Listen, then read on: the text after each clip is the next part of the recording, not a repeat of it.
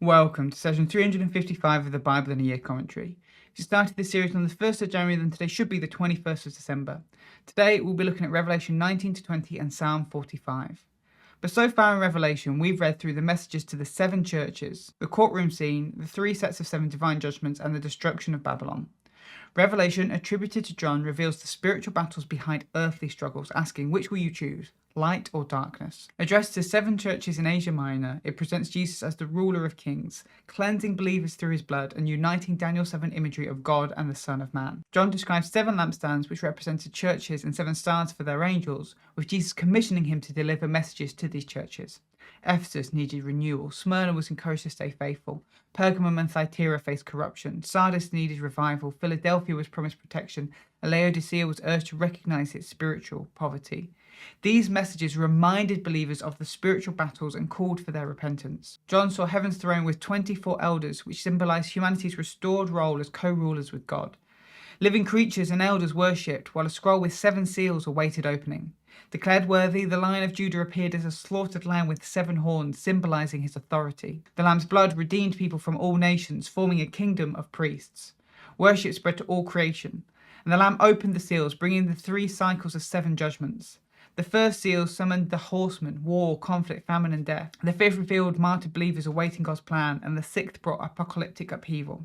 Between the 6th and 7th seals, John saw believers marked with God's seal and a vast multinational crowd purified by the Lamb. The 7th seal brought silence before the day of the Lord. The 7 trumpets then echoed Egypt's plagues, symbolizing divine warnings. Between the 6th and the 7th trumpets, an angel announced that the 7th would reveal God's mystery and his final judgment. John then measures the temple, representing believers as God's true temple, and referenced 3.5 years, signifying a period cut short. 2 witnesses, symbolizing the church, prophesied with power, but were seemingly defeated by a beast. And then, like Jesus, the church rose again, leading to the 7th trumpet, proclaiming Jesus' eternal reign. John then describes signs of a woman representing God's people gave birth to a son, Jesus, who was taken to God for safety. A red dragon, Satan, waged war in heaven, and then was defeated by the angel Michael and cast to earth, where it persecuted believers. 2 beasts arose, representing oppressive empires and false worship. The mark of the beast signified allegiance to evil powers, contrasting God's mark on his believers. During this persecution, John saw the Lamb on Mount Zion with 144,000 loyal followers. 3 angels proclaimed worship to God, Babylon's fall, and then judgment on the beast's followers. Jesus harvested the believers, while angels harvested for God's wrath. Then 7 final judgments unleashed plagues, blood, and fire, again echoing the plagues of Egypt and declaring Babylon's fall, urging loyalty to God. John then turned to Babylon, symbolized by a seductive woman seated on chaotic waters and a dragon. She embodied economic corruption and rebellion against God and persecution against believers. Alongside the beast, she represented empire's dual nature. They were war and destruction, she was moral and economic decay. The beast's horns symbolized rulers who opposed God, but the Lamb would defeat them all as King of Kings. An angel declared Babylon's fall, urging believers to separate from her corruption. The world mourned her economic power, but heaven rejoiced at her judgment. Babylon's culture and its influence would vanish, consumed by the chaos that it fueled. But let's jump into today's reading, Revelation 19 to 20. With Babylon, the epitome of all oppressive empires, defeated, we now move into the final section of the book. Heaven begins to rejoice for God's judgment on Babylon, and the forces of evil is just and definitive. This praise spreads to the elders and the 4 living creatures. Then a voice from the throne calls for all who are servants of God, and a great multitude begins praising God, celebrating that it is time for the Lamb to marry his bride. An angel declares that those who are invited to this marriage supper are blessed. This marriage supper is the ultimate reconciliation of the earth and God. We've seen people enjoying meals with God before. Have a look at Genesis 18 or Exodus 24, verses 9 to 11. Isaiah spoke of God hosting many people with a great banquet where he would destroy all evil and death. That's Isaiah 25, verses 6 to 8. This is that moment we're now working to. But before we can do that, evil and death need to be destroyed. The great empires and forces of oppression have been defeated in Babylon, but there are still the beast and the dragon to defeat.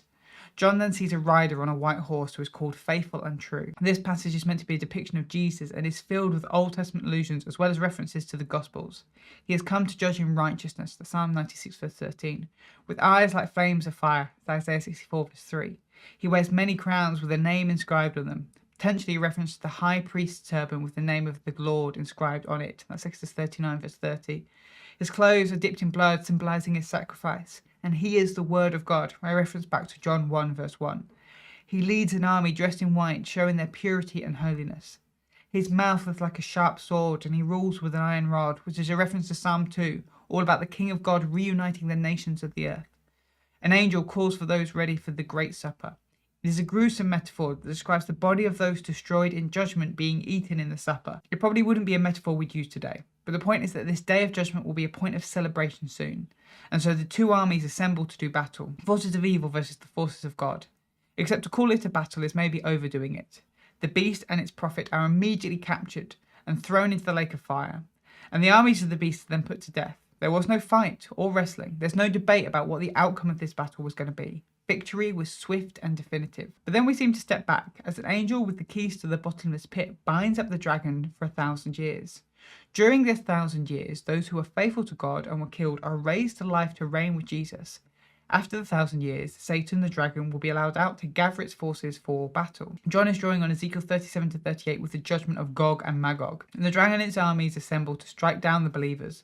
But fire comes down to consume them, and the dragon is thrown into the same lake of fire as the beast and the prophet. At which point a throne appears, and all that have died, wherever and whenever they died, are raised to life, and then they are judged. Those that were judged positively were added to the book of life. And then death itself was thrown into the lake of fire along with those whose names weren't in the book of life. There's a lot there. What is the 1,000 years? Why is the dragon locked up and then released again? Is the lake of fire an eternal thing that burns forever, or does it just destroy what's thrown into it? We can't answer all those questions here. When it comes to the 1,000 years, there are many interpretations. We have amillennialism, which interprets the 1,000 years symbolically, viewing it as the current church age where Christ reigns spiritually from heaven and there is no literal millennium. Then we have premillennialism that holds that Christ will return before a literal 1,000-year reign on earth, initiating a period of peace and divine rule known as the millennium. And then we have postmillennialism, which believes that Christ will return after a golden age of Christian flourishing and societal improvement on earth, during which the gospel would spread widely, ultimately leading to the millennium before Christ's second coming.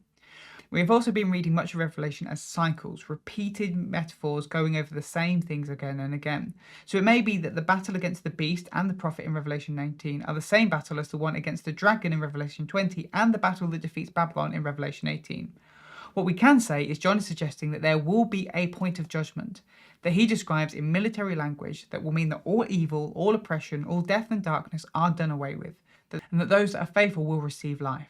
So again, we have this unspoken question, which will you choose? But that's Revelation 19-20. Now let's look at Psalm 45. This psalm is attributed to the sons of Korah and falls into the category of royal psalm. Royal psalms are psalms that are focused on either God as king or on a human king. This psalm was likely recited at a royal wedding. Here is a summary of structure, but I would recommend checking out the written version of this commentary in the description to see the structure properly for yourself. We start with verse 1. The psalmist introduces themselves. Then we have verses 2-9, praise directed at the royal groom. Then we have verses 10-15, praise directed at the royal bride, and then verses 16-17, the final blessings over the royal groom. The psalm opens with the psalmist declaring their intentions to sing the king a poem to mark his wedding day.